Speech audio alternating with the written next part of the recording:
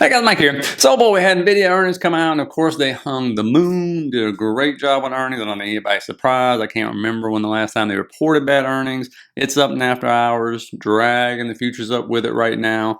And so we're gonna see what holds, because we will go into an Nvidia chart and show you. Some of you might be surprised or forgotten how it reacts like the preceding week after the earnings or post earnings. Okay, so we'll look at that. Also, we just had news blitzes all day today because they were talking about AI during lunch and everything. Elon and President Trump were patting each other on the back and trying to make up. And of course, you had all kinds of stuff coming out about the tariffs on semiconductors, what's going on with that. Also, another news which also came out about the White House intervening and trying to, I guess, put a stop to something that's in a bill, trying to, ban exports and stuff. So, again, the Nvidia CEO was up there, so, no surprise there. But also something about jobs data, which the market did not like at all. And of course, puts the December rate cut into, even more risk now, which we'll talk about.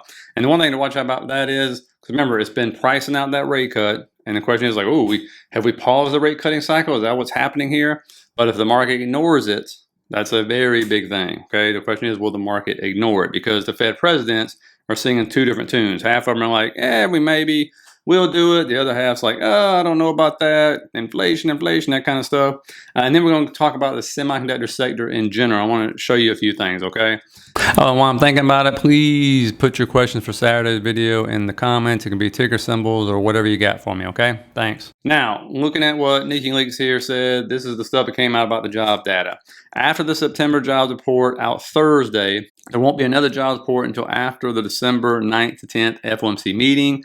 The October jobs report is canceled. That's what BLS said. The November report won't land until December 16th. September JOLTS is also canceled. October JOLTS will be published December 9th. So the Fed will basically be flying blind, excuse me. And of course, when this news hits, I think a lot of people are surprised by this, all of a sudden the rate cut went all the way down to 29% now. Remember a month ago, this was like 95 to 99%, somewhere in there, certain. And so this fell off a cliff. The market, of course, did not like that because it was up pretty big this morning, just rolling. And of course, you can see it right there. I mean, even a day ago, it was 50%. And I think right now, as I'm recording this, because it changes all the time, it's like 33% right now. So we'll watch that. The other one was the Trump administration officials have privately indicated that they are in no rush to implement promised semiconductor tariffs, suggesting a potential delay in key economic plan, while President Trump announced plans for substantial tariffs on imported semiconductors for companies not manufacturing domestically. The specific administrative orders and details remain unreleased. That's another one. And of course, now there's a thing where the administration is trying to intervene and stop the ban on the exports right now. That's another one. So we'll see how that goes. Now, looking at inflows, like I report this every week, no surprise. What is safety? It's large caps. So of course, the most got large caps. Most money went to large caps, then global, and then of course bonds, and then some non-cyclical sectors, because of course we saw some rotation going on. Another chart which I like here came out today, which talks about do stocks peak in October. It is a rare case. This goes back to 1950. It has happened 6 times, you can see. So not many, and you can clearly see where markets love to peak at. December's a big one. Okay, they saw that 2024, 2025-ish, right? And then January. So that's a big one. So 43 out of those years was just in those 2 months. And of course, November has 8. So it rarely happens. We'll see if that's number 7. Looking at what the options market was doing today, again, the gamma levels, you can see there's that 660 on SPY. We talked about it, what is it, like 5 straight days now or something? And you can see it just kept bouncing. So it held, it did its job, kept holding up as small gammas building the positive side to the upside. You can see on the QQQs here, 595 held. Again, then you got GEX building right above it at 596 held. And then we'll be above the 600 if everything holds up.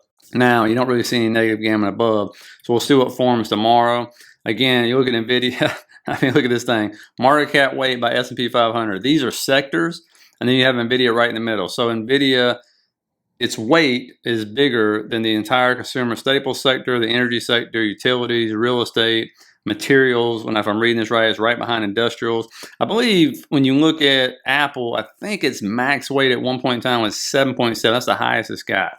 And so Nvidia is trumping that right now. So You know, that's how important this one is. So they'll do what they can do to keep this thing moving. Now, looking at semiconductors, you can see a few that are very important here. AVGO has a heavy weight, and you can see it broke this trend line, came back up, rejected, okay, and this trend line's been in place, and we've seen this with many stocks going back, okay. Now, it is up in after hours. We'll see if we can get above this. This is another one that has plenty of room to run right here. If it gets above that, it starts going.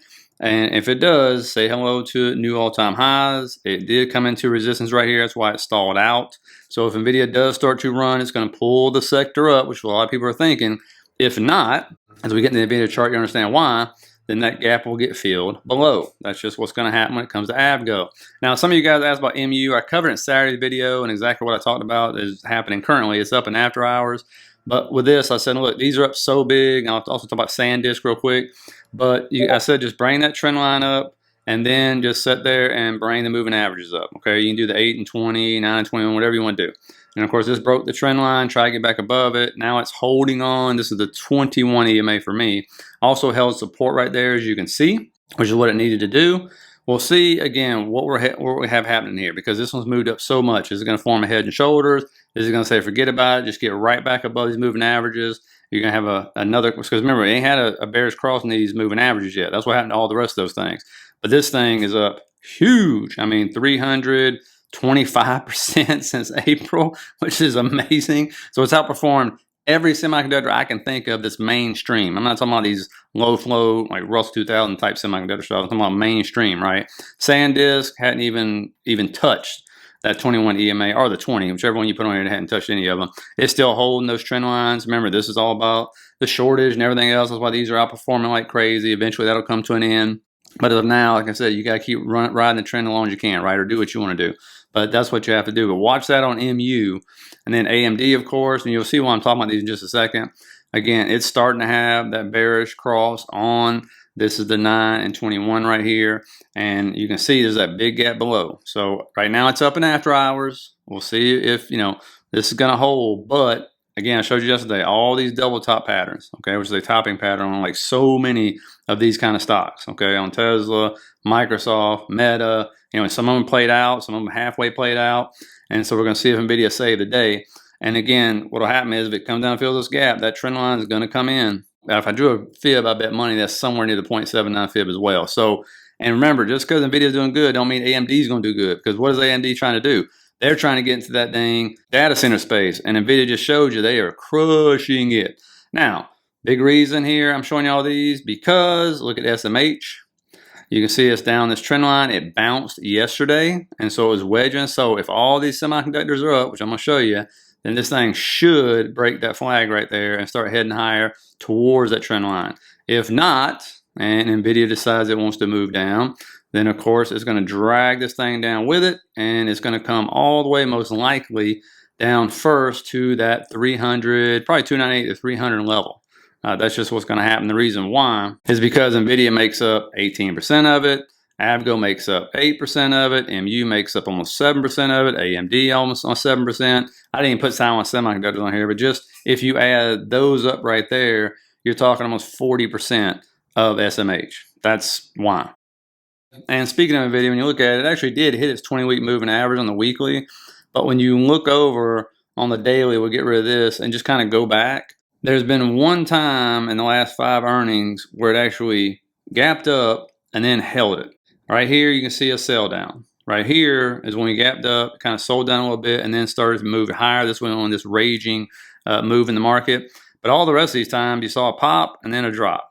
And this is what we got to figure out tomorrow. We're going to get a pop and a drop, or just a continuation and start to move higher. Okay, and you see these are double percentage moves on these right here. You have to go back probably like to 2023 to start really seeing where you're like, oh, like right here, right, May 2024, where you start seeing every time it reported, we kind of just started just rocketing higher. So maybe it's that time frame. Maybe that's what happens. We'll have to see.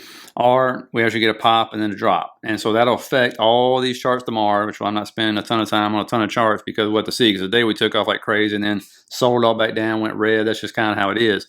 But when you're looking at this, depending on where we're at, if we hold where we're at now, let's say 1% up, you should be coming above this trend line, and you're going to be about halfway to where you need to be to get through these levels right here. This right here, this trend line will come into play if we do start surging and pushing past this to see if we get rejected for another lower high on like the daily time frame. For example, this is the 4 hour, but you can pull the daily up. It's going to be the exact same thing. We'll be above the 50 tomorrow if we gap up, which is not a bad thing.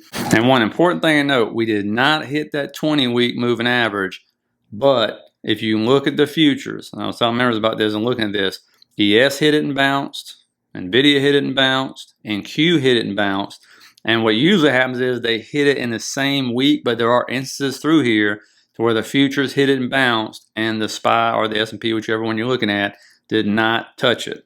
And so that's going to be interesting. I hope we come down and touch it and get it out the way, but you know, beggars can't be choosers, and you don't always get what you want. Now, the gamma foot line is going to be important. We've been under it for like 3 days. And that's why you're seeing these crazy moves and can't really get off the ground, and all the freaking rallies are getting sold off. So if we end up breaking above the gamma foot line, wherever that is, it will change tomorrow. We will hit 6,750 pretty quick, I believe. So just pay attention to that. Now, one bonus, Oracle here did hit its 200 moving average. It came down and filled a lot of gaps. There's still gaps below, but it's in a major discount. It's breaking above this trend line where it was flagging right there. We're going to see if this is going to hold because, wow. I mean, you want to talk about it had its Nvidia moment and then just got the rug completely pulled out from underneath it. So remember, as this thing starts to move up, there are plenty of folks sitting there with averages between like 310 and 344.78 because that was the top. 39% pop down. Whew, I mean, good Lord. So we're going to see if it gets off the mat. All right, that's what we've been waiting on Meta for. Just look for market structure, higher lows, higher highs on these kind of stocks, and see if this AI pump starts to continue. You've seen high beta stuff. Seem like they're trying to form a bottom. Some of them are. So let's see what happens here. Now, looking at earnings tomorrow, you got Walmart, and then in the afternoon you have Webull, and then Gap, and then Intuit to watch out for, as well as Ross. And it seems with these retailers, it's company by company. That's about it, honestly. They're all different. Some are raising guidance, some are lowering guidance. Now, when it comes to data in the morning, 8:30, supposedly we still get average hourly earnings, non-farm employment change, employment rate, Philly Fed manufacturing index. Everything else is tentative. You got existing home sales right there. And so we'll see what comes out tomorrow. I'd be surprised if we get nothing, but it's scheduled at least. So anyway, hope you guys got some out of it. Hit that like and subscribe button on your way out. Remember, put your questions and tickers or whatever for Saturday's video, and I'll get started on that. Think about signing up for the membership. Less than McDonald's combo. It's everything you get with it. Just hit the first link down in the bottom of the description. And I will see you guys tomorrow to wrap up what I'm sure is going to be a fun one.